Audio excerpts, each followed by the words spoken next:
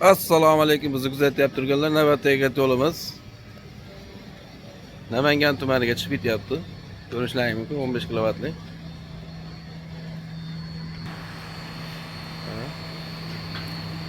Kampaliktda yana bir bor ketamiz. Kat yo'lda o'zi o'titlitil bo'lgan.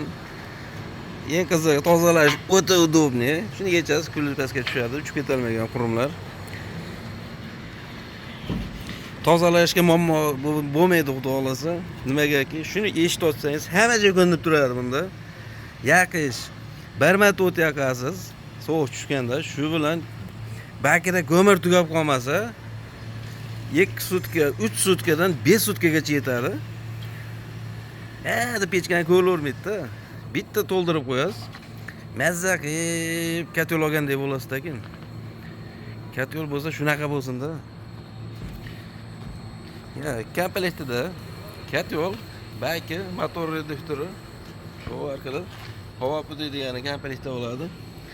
Miyasi, stabilizatori komplektda. Labo yo'lga chiqyapti, xudo xolasa.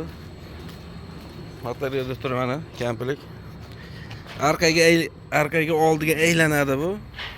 Reversi bor. Mana ko'rishlaringiz mumkin. Kimga shunday aqlli katyollar kerak bo'lsa, 90lik 164 44 88 raqamiga hamda 99lik 57 93 raqamiga aloqaga chiqarasizlar. Imkon qadar kelishtirib beramiz. Hammaga rahmat. Podpiska, kommentariya, layklarni ayamanglar degan umiddamiz. Rahmat.